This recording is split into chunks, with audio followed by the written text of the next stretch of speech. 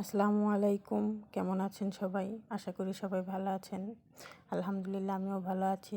তো আজকে হচ্ছে আইসক্রিম ঘরোয়াভাবে তৈরি করে দেখাবো। আপনাদের যে কারো ঘরে মানে এই ৩টি উপকরণ থাকলেই আপনারা খুব সহজেই আইসক্রিমটি তৈরি করতে পারবেন। তো আমি এখানে নিয়েছি ট্রপিক্যাল ব্র্যান্ডের একটা ক্রিম, আর লাগবে ভ্যানিলা এসেন্স, আর লাগবে হচ্ছে কনডেন্স মিল্ক। তো আমি এটাকে লো স্পিডে বিট করে নিব যতক্ষণ না পর্যন্ত এটা হয়ে আসছে। এই দেখুন, এটা কিন্তু হয়ে গেছে। তো এরকম হয়ে গেলে বুঝতে পারবেন যে হয়ে গেছে। তো এখন আমি এটার মধ্যে কনডেন্স মিল্ক দিয়ে দিব। আপনারা যে যতটুকু মিষ্টি খান ততটুকু পরিমাণে দিলেই হবে। আমি আমার যতটুকু দরকার আমি ততটুকু দিয়েছি। আপনারা পরিমাণ মতো যে যতটুকু মিষ্টি খান ততটুকু দিয়ে দিবেন। আর টপিক্যাল ক্রিমে এমনিতেও মানে মিষ্টি দেওয়াই থাকে, এমনিতেও মিষ্টি লাগে, তো বুঝে শুনে একটু দিবেন।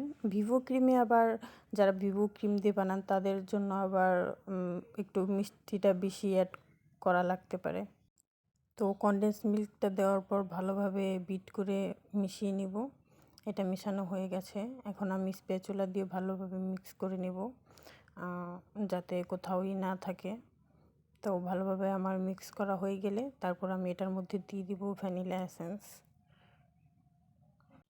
এখন আবার ভালোভাবে মিশিয়ে নিব ভ্যানিলা এসেন্সটাকে। এটাকে ভালো করে মিক্স করে তারপর হচ্ছে আমি ডিপ ফ্রিজে রেখে দেব প্রায় 7 থেকে 8 ঘন্টার মতো। তো এই তো আমার মিক্স করা শেষ। এখন আমি একটা বাটিতে ঢেলে নেব। আপনারা যে কোনো সাইজের বাটি নিতে পারেন, অসুবিধা নেই। তো এটা আমার প্রায় 1 কেজির একটা বাটি।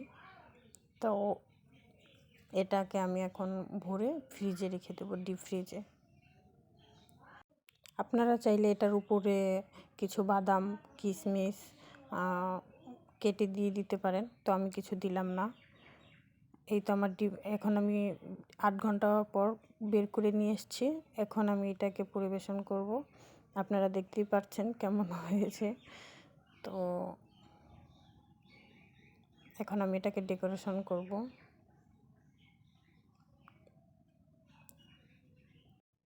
তো এই তো আমার আইসক্রিম ডান। দেখুন দেখতেই পাচ্ছেন কেমন হয়েছে। আলহামদুলিল্লাহ।